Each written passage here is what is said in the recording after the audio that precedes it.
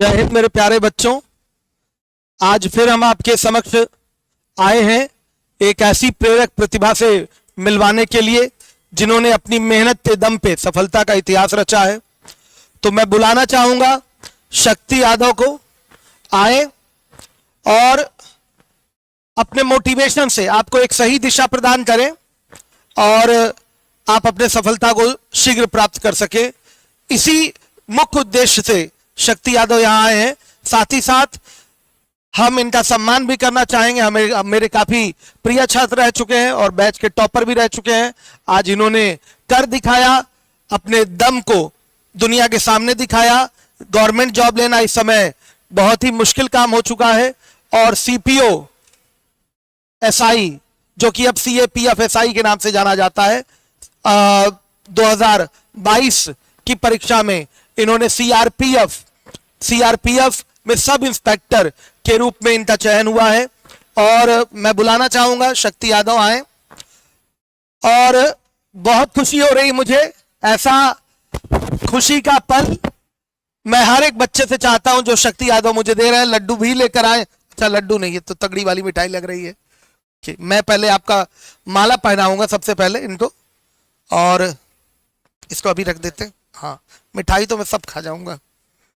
तो बेटा देखिए, ये माला सफलता की माला है और ये जो वर माला होती है उससे भी बेटा इसका महत्व ज्यादा है, ठीक है।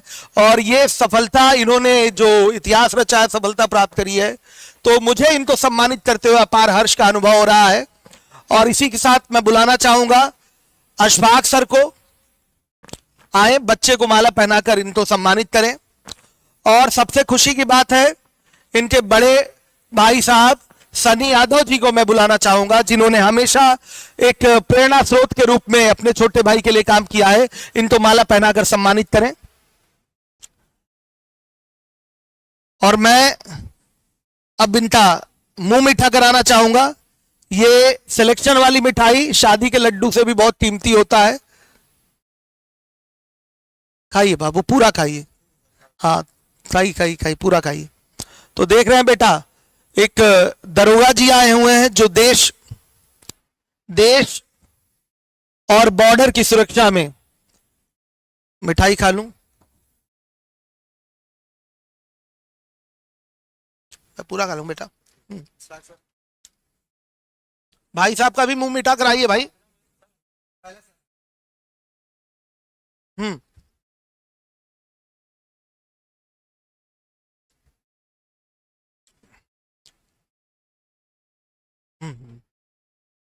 मैं इनके मित्र को भी बुलाना चाहूंगा और इनका नहीं बेटा, ये आपका अधिकार है, इसको माला पहनाइए। उतार दिया इन्होंने, ये वाला भी पहनाइए। ये क्या टूट गया? Okay, no issue. बहुत खुशी मिली मुझे इस बच्चे को सम्मानित करते हुए।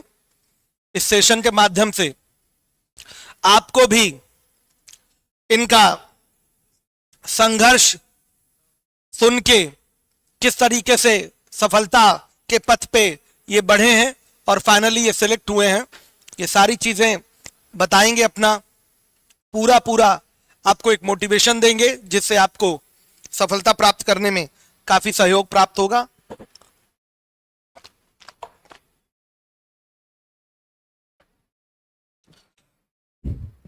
Really it gives me immense pleasure.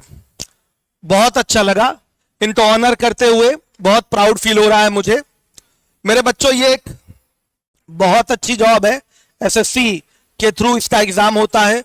Delhi SI में भी लोग जाते हैं और पैरामिलिट्री फोर्सेस में भी जाते हैं। देश में आज हम खुली हवा में सांस ले पा रहे हैं केवल अपने आर्मी, नेवी, एयरफोर्स और पैरामिलिट्री फोर्सेस की बदौलत। डेफिनेटली ये सर्वोच्च सेवा देने जा रहे हैं देश के लिए।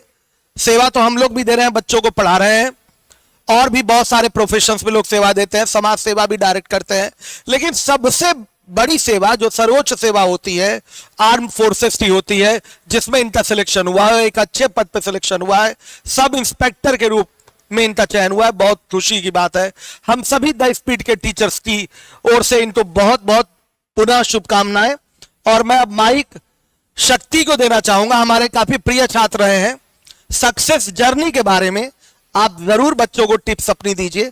डेफिनेटली बच्चे आपकी बातों को सुनकर अपने जीवन में उसको जब उतारेंगे तो डेफिनेटली सेलेक्ट होंगे, क्योंकि आपने जैसे काम किया है, जिस तरीके से मेहनत करी है, अगर उसको बच्चा फॉलो किया तो डेफिनेटली सिलेक्शन का मूल मंत्र वही होगा, उसके लिए डेफिनेटली आपका सिलेक्शन होगा। तो मैं आज शक्ति का टाइम है और अपनी शक्ति का यहां ये परिचय देने के लिए आए हुए हैं। डेफिनेटली मोटिवेशन लीजिए बेटा, इनके एक एक शब्दों को अपने जीवन में उतारिए और तभी आपका संघर्ष सफल होगा, सफलता आपको प्राप्त होगी। शक्ति।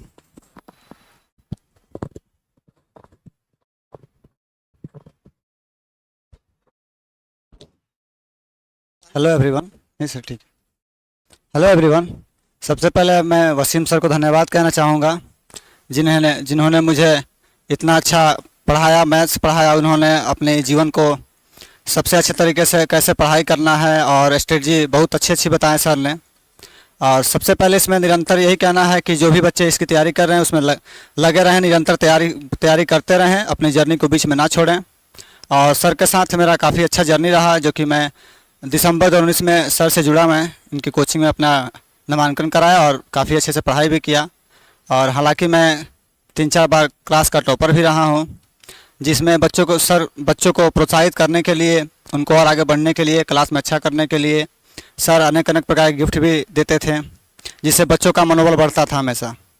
और हमारी जर्नी लगभग 2020 में शुरू हुई। 19 में तो हमने दिसंबर में एडमिशन लिया था। फिर कुछ समय पढ़ने के बाद 6-7 महीने सर के पास पढ़ने के बाद फिर लॉकडाउन लगा और इस प्रक्रिया में हम फिर घर चले गए। फिर ऐसा ही चलता रहा और निरंतर पढ़ाई से मैंने अपना ICPO-SI को अपना एम बनाकर 2022 में CRPF SI पे चयनित हुआ हूँ। और बस यही कहना है कि आप सभी लोग निरंतर पढ़ते रहें, चाहे जिस क्लास कोचिंग से भी पढ़ते हैं। और प्रयागराज में हैं तो आप यहाँ आने की कोशिश करें और ऑफलाइन की कोचिंग लें। ऑनलाइन में क्या होता है कि बच्चे सर पढ़ा देते हैं और बच्चे जितने सारे कमेंट कर रहे होते हैं, सर सबका रिप्लाई देने में कोई भी टीचर हो, कोई भी संस्था हो, और वो सक्षम नहीं होता है।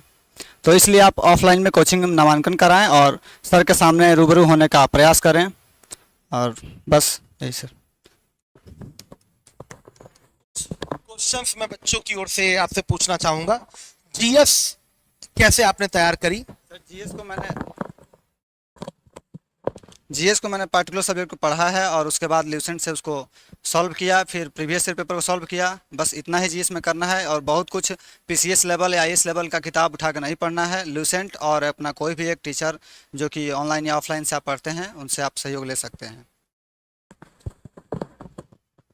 द स्पीड में आपने कोचिंग क्लास करी, मैथ्स में क्या योगदान मिला?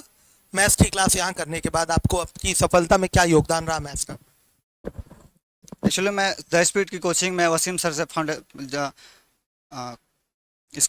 मैं मैथ्स के लिए एडमिशन लिया था। तो फिर उस समय क्या हुआ कि सर का जो इंटरेक्शन है बच्चों के साथ बहुत ज़्यादा रहता है। वो क्लास में बच्चों को उठा सवाल भी करते हैं और मेरा इंटरेक्शन भी कुछ ऐसा ही था। जिस दिन मैं एडमिशन लिया उस दिन सर ने हमसे 2 बार क्लास में क्वेश्चन पूछ लिया, अरिथमेटिक क्लास में, फिर उसके बाद एडवांस क्लास में। तो इससे क्या होता है, बच्चों को अंदर रहता है कि सर हमसे कभी भी क्वेश्चन पूछ सकते हैं। तो इससे बच्चे मेहनत करके आते हैं, सवाल सॉल्व करके आते हैं। किसी से भी कोई भी क्वेश्चन बुलाकर बोर्ड पे सॉल्व करवा लिया जाता था और इसी क्रम में सब कुछ होता है। पढ़ाई यहाँ पे बहुत अच्छी है सर, जितनी इंटरेक्शन होगी ऑफलाइन क्लास में उतनी आपकी चीज़ें समझ में आएंगी। और मैथ्स का जर्नी काफ़ी अच्छा रहा। मैं स्पेशली यहाँ मैथ्स के लिए ही आया था, तो सर ने मुझे उसमें बहुत अच्छा गाइडेंस किया और मैं आज सफल हुआ। बच्चों की ओर से एक और प्रश्न पूछना चाहूंगा। बच्चों के मन में ये बहुत ज्यादा प्रश्न रहता है, मॉक कैसे दें और क्या महत्व है मॉक का सिलेक्शन में? देखिए, हमारे सिलेक्शन में मॉक का तो बहुत बड़ा महत्व है, चाहे वो आप ऑफलाइन दें या ऑनलाइन दें। ऑनलाइन देते हैं तो आप कोई भी एक प्लेटफॉर्म चुन लें, जैसे सर का भी है द स्पीड, उनका सर का भी एक एप्लीकेशन है, उसमें मॉक टेस्ट अवेलेबल है। मैंने ऑफलाइन और ऑनलाइन दोनों लगाया था, तो जिससे मुझे ऑफलाइन में भी काफ़ी अच्छा प्रदर्शन मिला और ऑनलाइन में भी। तो इस प्रकार मैथ को आप मॉक टेस्ट दे सकते हैं, ऑफलाइन और ऑनलाइन दोनों ही दे, क्योंकि दोनों केवल ऑनलाइन से भी नहीं हो सकता है, केवल ऑफलाइन से भी नहीं हो सकता है, क्योंकि आपको वहाँ बैठ के कंप्यूटर पर एग्जाम देना होता है। कुछ बच्चे पूछते हैं सिलेक्शन लेने के लिए कितने घंटे डेली पढ़ाई करी जाए? क्या आपने कुछ मानक सेट कर रखा था, मुझे इतने घंटे पढ़ना है? क्या घंटे सेट करना अनिवार्य है सिलेक्शन के लिए? देखिए, ये तो स्ट्रेटजी अपनी अपनी हो सकती है। कोई घंटे को मानक मान के चलते हैं, कोई टारगेट मानते हैं कि हमें ये चैप्टर इतने दिन में करना है। और इसी प्रकार हमने अब दोनों ही सेट किया था। 8 घंटे कम से कम डेली का होता था, अगर मिनिमम अगर नहीं भी हो तो 6 घंटे ज़रूर होता था। और उसमें क्या था कि हमने जो मेजर पार्ट्स हैं, जो जैसे मैथ हो गया, इंग्लिश हो गया और रीजनिंग हो गया, तो इन तीनों का पढ़िए पढ़िए, क्योंकि जीएस में क्या होता है कि बहुत सारी चीज़ें पढ़ने के बाद भी हमारी कुछ चीज़ें छूट जाती हैं, या फिर कवर होने के बावजूद भी हमें उस समय याद नहीं आ पाती हैं। तो ये मेजर जो जंक है, ये सब यहाँ मैथ और इंग्लिश और रीजनिंग का ही है। तो आप इसी तीनों पार्ट पे हमने अब लगातार निरंतर कार्य किया, और जीएस पे भी कार्य किया। ऐसा नहीं कि किसी पार्ट को आप छोड़ के जा सकते हैं। इस समय कंपटीशन काफ़ी हाई हो चुका है। तो आप सभी चीज़ों को ध्यान देते हुए कम से कम 8 घंटा पढ़े, जिससे कि आप अगर 4 घंटा कोचिंग भी करके आते हैं कहीं से, तो मिनिमम आपके पास 4 घंटे तो रूम पे होने ही चाहिए, कि जिसमें आप उसको रिवीजन कर सके, पिछला उसको देख सके आप, और आगे की जो भी क्वेश्चन हो उसको आप बना के जाएँ क्लास में। ये आपके लिए काफ़ी अच्छा होता है। बच्चों की ओर से एक और प्रश्न है। आजकल क्या, हमेशा से जब भी मैं पढ़ाता रहा हूं, आप लोगों को भी पढ़ाया हमने, बहुत सारे बच्चों का ये प्रश्न रहा है कि जो सर आप पढ़ाते हैं उस समय तक चीज़ें दिमाग में रहती हैं, टॉपिक खत्म होने तक भी दिमाग में रहती हैं, फिर मैं भूल जाता हूं पूरा। तो ये भूलने की समस्या से कैसे छुटकारा पाया जाए, इसके बारे में, ये समस्या आपके साथ भी रही होगी, पढ़ने के बाद चीज़ें आप भूलते थे, मैथ्स में यहाँ समझ में आ गया, फिर कुछ दिनों बाद समझ में ही नहीं आता था कि सवाल लगेगा कैसे, ये समस्या रहती थी कि आपके साथ। तो बच्चे क्या करें कि इस समस्या से छुटकारा पाएं? देखिए, ये समस्या तो लगभग सभी के साथ है, चाहे टॉपर हो या फिर जो कोई भी हो, या फिर अभी जो स्टूडेंट पढ़ रहे हैं, वो सबके साथ समस्या है। इसमें क्या होता है कि आप क्लास करके आते हैं, जब तक वो पार्टिकुलर चैप्टर या पार्टिकुलर सब्जेक्ट चल रहा होता है, तब तक हमें समझ में आता है, बहुत अच्छा आता है, क्योंकि हमें सारी चीज़ें उसी से रिलेटेड पढ़नी होती हैं। उसके बाद क्या, जब अगला चैप्टर आता है तो पिछला हम लोग कॉपी ले रूम पर रख देते हैं, उसको क्या होता है कि अब वो रखी रह जाती है, फिर अगले चैप्टर को हम लोग पढ़ रहे होते हैं। इसमें क्या होता है कि अगर आप कोचिंग करके गए हैं 2 घंटे की, तो आप 1 घंटे तो पहले इसको पढ़ें, फिर उसके बाद कम से कम ऐसा समय निकालें, आधा से 1 घंटा कम से कम, ज़्यादा तो नहीं कहेंगे।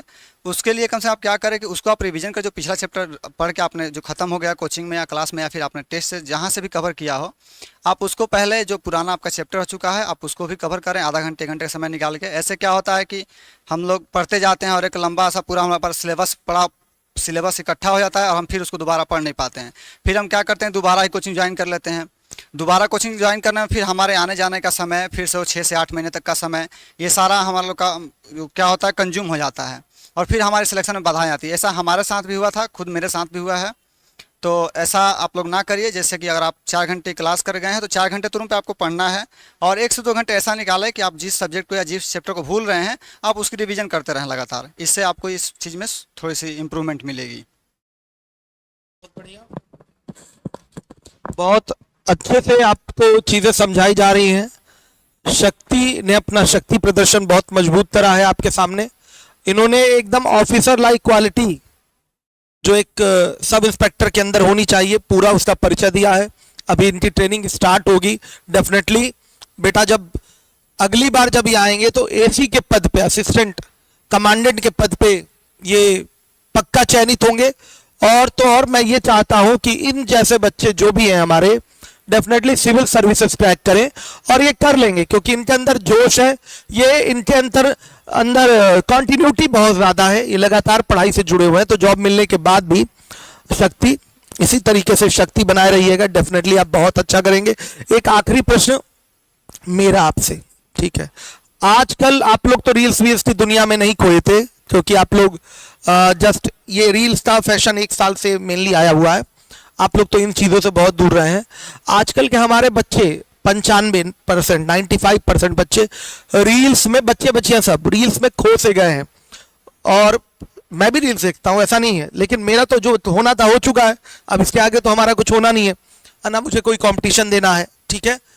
लेकिन जिन बच्चों को कंपटीशन देना है, वो रील्स की दुनिया में ऐसा खोए हैं। जब मैं अपनी बात बता रहा हूँ, मैं जब रील्स देखना शुरू करता हूँ, अचानक से मोबाइल पे चला गया नजर, एक रील हटाया, दूसरा उसको स्लाइड किया, स्लाइड करते करते जितने रील्स आते हैं सब अच्छे लगते हैं। उसमें पता चला कब 1 घंटा निकल गया पता नहीं चलता। मैं अपनी बात बता रहा हूँ, और हमारे बच्चों का भी सेम यही सिचुएशन होता है। ये रील्स देखते हैं, 2, ढाई, 3 घंटे कब बर्बाद कर देते हैं पता ही नहीं चलता। लाइब्रेरी भी बहुत सारे हमारे बच्चों ने ज्वाइन कर रखा है, आपके छोटे भाई बहनों ने, और लाइब्रेरी में जाके वाईफाई का एकदम दुरुपयोग करते हैं, मोबाइल सीधे चला लिया, रील्स देख रहे हैं। तो क्या इस तरीके से अपनी सफलता ये प्राप्त कर पाएंगे?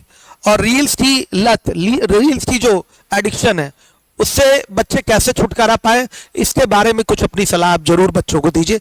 रील्स जैसे सिगरेट से बेटा ये ज्यादा खतरनाक नशा हो चुका है रील्स का, युवा पीढ़ी से शक्ति बहुत बर्बाद हो रहा है रील्स के चक्कर में। तो सबके पास मल्टीमीडिया मोबाइल है, इंटर पास आउट बच्चे सबसे ज्यादा इसी चपेट में आ रहे हैं। भाई जो ग्रेजुएशन कर चुका है, मेच्योरिटी आ जाती है उसके अंदर, या जो थोड़ा 1-2 साल और बिता चुका है वो भी थोड़ा मेच्योर है। लेकिन ये जो नए नए बच्चे आ रहे हैं, 95% बच्चे कंप्लीटली कूड़ा हो चुके हैं आज के टाइम के। मैं पूरे इंडिया की बात बता रहा हूँ, रील्स ने इस तरीके से अपने चपेट में बच्चों को लिया है। तो कुछ ऐसा कॉन्क्रीट प्लान बताइए बच्चों को, कुछ ऐसा दवा बताइए, ऐसा उपाय बताइए जिससे इनकी रील्स की आदत छूटे और आग जले इनके अंदर सिलेक्शन लेने के लिए। शक्ति। देखिए सर ने जो बताया रील्स की समस्या, ये इस समय सबसे बड़ी समस्या हो चुकी है। जैसे हम लोग रील्स मोबाइल खोलते हैं, यूट्यूब भी खोल लीजिए, चलिए यूट्यूब पे मान लीजिए पढ़ाई होती है, इंस्टाग्राम की बात नहीं करते हैं, यूट्यूब पे भी रील्स हम खोलते हैं तो कुछ तो हमारे एजुकेशन संबंधित आती है, वो तो चलिए ठीक है हमारे लिए। उसके बाद क्या होता है कि उसमें अनेक प्रकार की, कभी कोई गेमिंग्स हैं, कभी कोई मोबाइल संबंधित है, या फिर जो कुछ भी कोई किसी चीज़ को बारे में दिखा रहा है, किसी बारे में। यूट्यूब एक ओपन प्लेटफॉर्म हो चुका है, किसी भी चीज़ को आप दिखा सकते हैं, और जैसा हम लोग का इंटरेस्ट होता है हम लोग वैसा देखते हैं, वो हमें वैसा सजेस्ट भी करता है, और इसमें हम लोग का टाइम बहुत कंज्यूम होता है। तो देखिए ऐसा तो है कि ये जो रील्स का जो लत है बहुत बड़ी समस्या है इस समय। तो हम लोग उसमें क्या करते हैं कि जिसके पास मैच्योरिटी नहीं है वही इस समय उस पर जो अपना टाइम बर्बाद कर रहे हैं। जो बच्चे समझ रहे हैं कि हमें पढ़ना है, हम नौकरी लेना है, या फिर मेरा समय हो चुका है अब हमें जॉब लेना चाहिए, मुझे नहीं लगता कि वो बच्चे वहाँ समय बर्बाद कर रहे हैं। अगर फिर भी वहाँ बर्बाद अगर कर ही रहे हैं तो आप ऐसा करें कि आप कम से कम अपने रूम पे 6 से 8 घंटे का टाइम टेबल सेट कर लें पढ़ने का। और यदि कभी आपको टाइम फ्री मिलता है कि आपको कुछ नहीं करने का काम है, फिर मार्केट गए हैं, 10-15 मिनट समय बच चुका है, आप उसमें देख सकते हैं। अगर देखना है तो, क्योंकि बिल्कुल ही लत को छोड़ा नहीं सकता, मोबाइल आपसे कोई छीन कर रख नहीं सकता है, क्योंकि इस समय सबसे एजुकेशनल चीज़ें मोबाइल पर ही है, ऐप मोबाइल पर ही है, यूट्यूब मोबाइल में ही है। तो इसको हम हटाना बिल्कुल तो नहीं कहेंगे, लेकिन आप इसको कट ऑफ कर सकते हैं। तो उसमें क्या होगा कि आप लोग अपने समय से पढ़ने का समय फिक्स कर लें, उसमें क्या होगा आपको अपनी पढ़ाई पूरी हो जाएगी। अगर आप उसके बाद समय बचता तो रील्स देखें, और रील्स देखें तो उसमें एजुकेशन संबंधित हो। मेरे अगर यूट्यूब में खोलते हैं, अगर यहाँ मैं लाइव कर दूँ तो उसमें एजुकेशन संबंधित है, कभी स्पीड का कोचिंग अपने कोचिंग का आएगा, या फिर ऐसे जो भी टीचर से मैं जुड़ा हुआ हूँ उनका जरूर आता है, या फिर किसी भी अन्य यूट्यूब चैनल जो कि यूट्यूब पे टीचर पढ़ा रहे हैं उन्हीं का आता है, ज़्यादातर सजेशन उसी में आता है।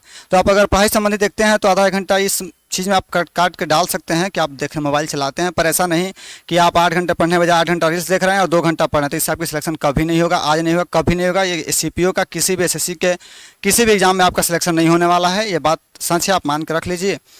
और आपको इसको कम करना आप ही के हाथ में है। यहाँ कोई भी आएगा बताएगा 2 मिनट का मोटिवेशन से आपका ये समय नहीं ठीक हो सकता है। ये आपके हाथ में है कि हमें कौन से मोबाइल की कौन से ऐप को यूज़ कितना देर करना है। कोचिंग की ऐप है तो उसको कोचिंग देख लिए, अपनी क्लास कर लिए, तो फिर आप उसको रिवीजन करें। अब ये ना कि कोचिंग क्लास ख़त्म हो गई तो हम रील्स उठा के देखने लगे, कभी इंस्टाग्राम के, कभी यूट्यूब से, सब जगह रील्स सेम ही आते हैं।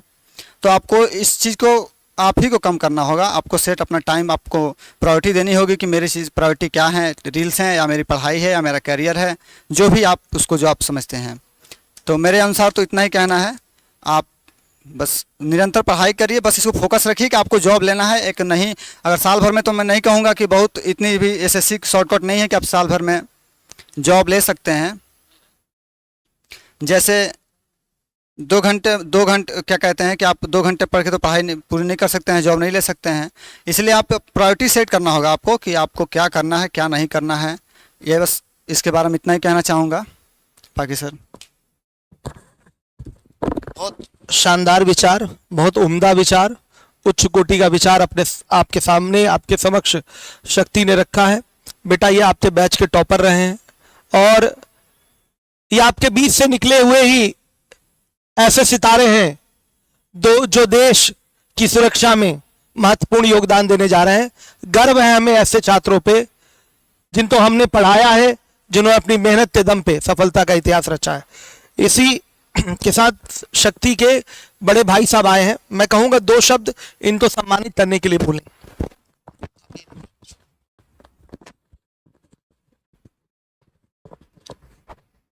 बोले सबसे पहले तो मैं सर को बहुत बहुत धन्यवाद देना चाहूँगा, क्योंकि शक्ति यहीं से पढ़ा है और ये मेरा छोटा भाई है। ये सिर्फ CRPF PSI में चयनित हुआ है। इसको चयनित होने के लिए बहुत बहुत बधाई और शुभकामना है।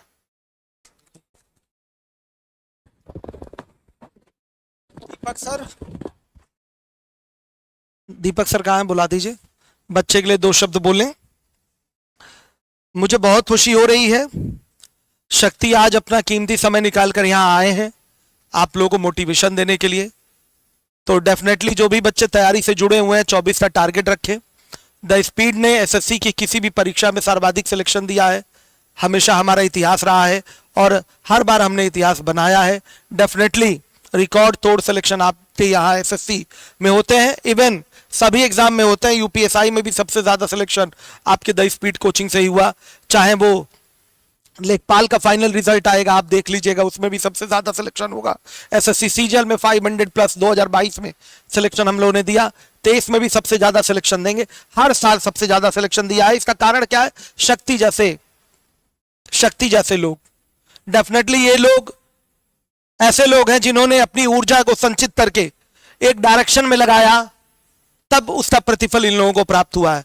डेफिनेटली बेटा अगर आप भी शक्ति की तरह ही काम करेंगे, आप भी डेफिनेटली सेलेक्ट हो जाएंगे। इनकी कही हर एक बात आपके लिए अमृत का काम करेगी। अगर आपने उसको अपने जीवन में उतारा तो डेफिनेटली आपका सिलेक्शन पक्का है। मैं बुलाना चाहूंगा दीपक पांडे सर को, शक्ति को सम्मानित करें अपनी वाणी द्वारा। और